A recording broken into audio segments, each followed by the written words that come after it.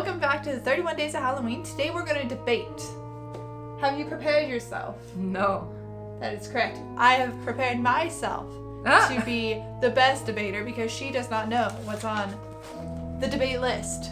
So today's debate is which version of the Haunted Mansion is the best. She's never been to the Phantom Manor, but she's seen video of it, so kind of.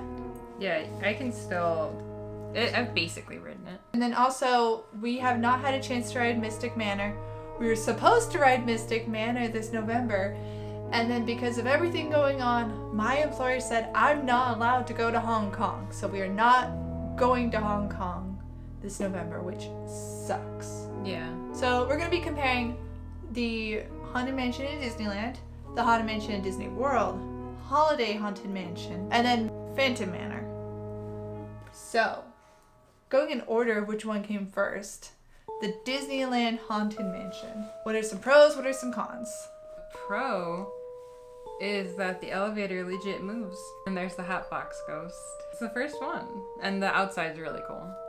Yeah, so the difference there is that the Disneyland one is more of a plantation-styled home, and they do have the Hatbox Ghost there, who was originally part of the ride, but it kind of didn't really work out with the technology of the day, so they had to out.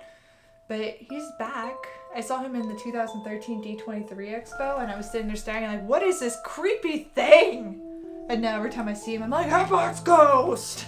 So some cons I would say though are that they really haven't updated it as far as I know. Like, I'm sure they've updated it, but it's not like much. Yeah, maybe some new lights, maybe refurbishing some of the animatronics. The bride in there really needs an update. She looks insane. I think she's supposed to. Well, no, I mean, it's not like her, like, it's like the way that her face is warped onto it. It's very outdated. Is weird. Yeah. Okay, so up next is the Disney World version. So the Disney World version went from a plantation-styled home to a... It looks like Gothic Manor kind of thing. One perk of it is that it has a tombstone for Mr. Toad. That's not a tombstone, it's a statue. Yeah, a statue. And you do get more time at the end with the tombs to read all the puns, the punny names. Oh, and I like the queue. The queue's so much more fun. They have like a riddle that you can solve as you go through the queue and things to touch, which is great. Yeah, it's a riddle. I just touch everything. I don't know what I'm doing. I'm just like, this makes water. They also have updated the inside. The one art where it's like the stairwells to nowhere. Well, I haven't been in the Disney World one in so long that I really don't remember. And you can see like the footsteps going up the stairs and stuff. And you're like, never seen the footsteps. Oh, girl. I don't think I pay attention enough. God, look good. It's like I never saw that hanging dude until Jess was like, look up. And I'd be like, why? Oh my god, it took her forever to realize there was a corpse hanging. There's always my way. She's just sitting there like... Yeah, like, oh, and, like the darkness. Like, I don't know. Side note though, I just want to quickly do an extra con on both of them. They still have that...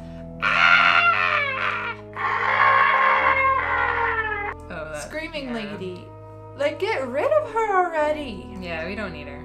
Another con is they don't have a Hatbox Ghost. But a pro that I forgot is that they updated the ending. So versus Disneyland that has like the stagnant ghosts that just kind of sit with you. And oh yeah, that one, like, they switch your heads, right? yeah, they can switch their heads. They can blow your head up. Yeah. They can just sit there and like on top of your head. There's a lot of different options. So moving on to Haunted Mansion Holiday, because I don't know what order Paris popped up in, but I think it was the last one. yeah, we'll go with that. Yeah. So I like Haunted Mansion Holiday. Even though Nightmare Before Christmas is getting on my nerves, it's more fun and it's not so like dark, I guess. Yeah, it definitely is a lot more fun. I like the addition of all the new animatronics like Sally and Jack and Zero. Well, not Sally. She just sits there like this. I really love how they like very cleverly stuck a bunch of stuff in there. So like when you're going down the hall with all the banging doors and stuff, there's like the big giant wreath. Oh yeah, I like all the additions. And I like Zero down the hallway. Oh yeah, I love the vampire teddy bear. It's my favorite part. I like the snake. Oh, the snake is so much fun. Yeah, because it like whirls its way all the way through the bride's room. I don't know any other cons. Yeah, I mean, it's a pretty perfect ride. Let's move on to Phantom Manor, our last Haunted Mansion. So the pro? That is the scariest version ever. It has a story. Oh, it does have a story, yeah. That like connects the whole land. right? So that's nice. Versus like the other haunted mansions where it's like, well, this is the bride's room. Well, this man's trapped in his own coffin. Yeah. Well, this is a graveyard that you just fell out of. Another pro is that they just updated the coloring, so now it looks significantly better. So now you can clearly see the Phantom himself, and he is spooky. Like, he's the stuff of my nightmares. Another pro is that the house is really beautiful. I'd say a con, though, if we're just gonna move on to cons, is that it's very creepy. Which is funny, because that was my pro. But now it's a con. Because like the Haunted Mansion and the Haunted Mansion Holiday has more about like a grim ghosts come out to socialize. Woo! It is significantly creepier than any other Haunted Mansion. Not for kids.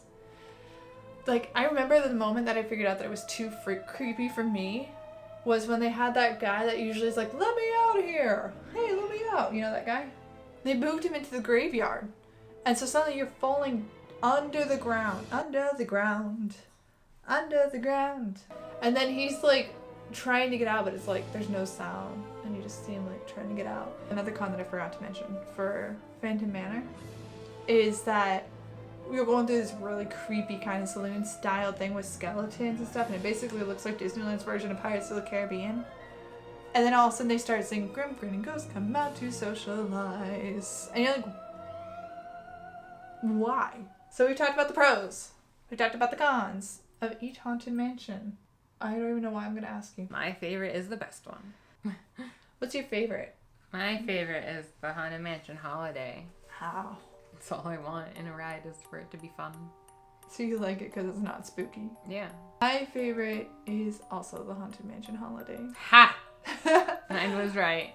Yeah, it's just so much fun, and every time you go through you can see something completely brand new, and it's such a limited time event.